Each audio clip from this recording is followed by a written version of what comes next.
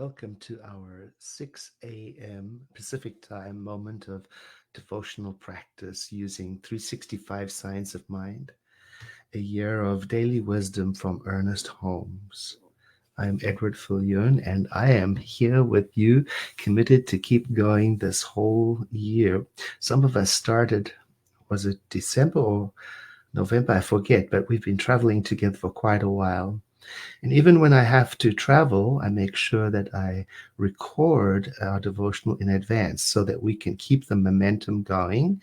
And I thank you in advance for sharing these broadcasts so that the web of connectivity can expand. And I love that. I love seeing all the places where people are tuning in from. And also, I love coming back to the broadcast later on in the day to see how many more people have watched it at a time that is convenient to them. Perhaps they're in different on different continents where it's more convenient to watch it later. Thank you for all your kind notes and words and for practicing with me. It's a new month, May, and each month in the book has got a theme, a focus.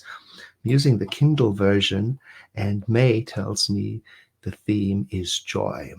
The quote from Ernest Holmes leads the way. Joy is the emotion excited by the expectancy of good. And he also says, joy has come to live with me. How can I be sad? I do so love thy presence, which is joy within me.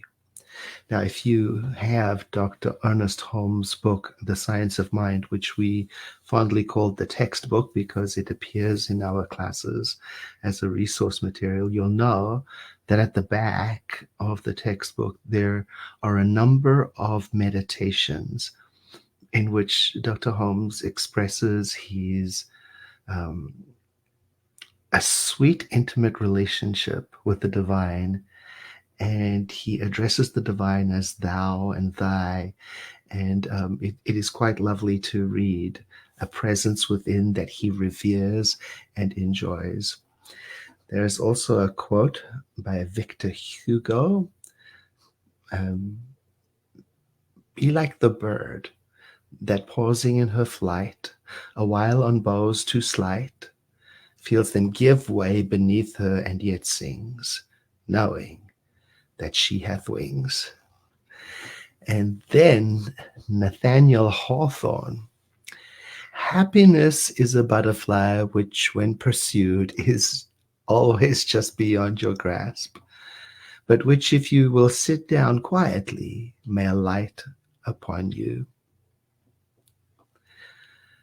Then Rabindranath Tagore, joy is the realization of the truth of oneness, the oneness of our soul with the supreme love.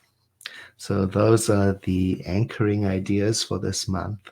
And today's reading for May 1, I'm going to just give it to you straight, except for one sentence in the end that I had to change.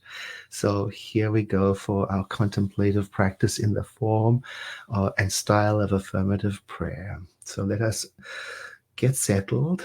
If you haven't already closed your eyes, please do so, or leave them open. Whatever it is you do that makes you feel available and accessible to these thoughts.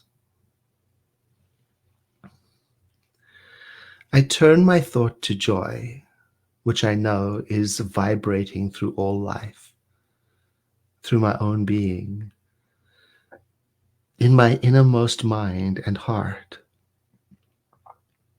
I reach deep into infinite being and hear the song of gladness that sings through all manifestations of life. I know that it also sings in me as I give it expression. I feel the throb of life in all the harmony of form around me, in tree and flower and grass, in blue sky and clouds, in the beauty of evening sunset. Wherever I go, I hear and feel the underlying joyous note that life sings, and that comes to its culmination in spirit made manifest through each human being. Now, deep within my innermost being, I attune myself to the God consciousness that I truly am. I permit God's perfect idea of me to manifest, to flow forth into expression. I know that I, God's perfect expression, cannot contain disharmony. I know that in my true self I am joy, for I am God life. My life is buoyant, vivacious, sparkling, free. It contains all good. It is unity, perfection, love. And so I know that nothing can make me, the real me, separate from my source. And so it is.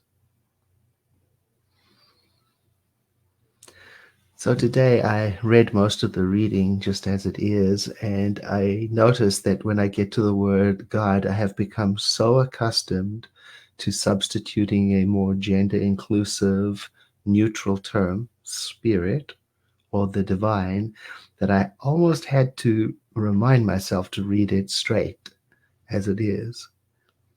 I encourage you to develop the same habits, to find words that resonate with you, that deepen your sense of connection to the spiritual realities, to the universe, to life, and to others. I love that we're practicing together, and I look forward to seeing you again tomorrow. Have a blessed day.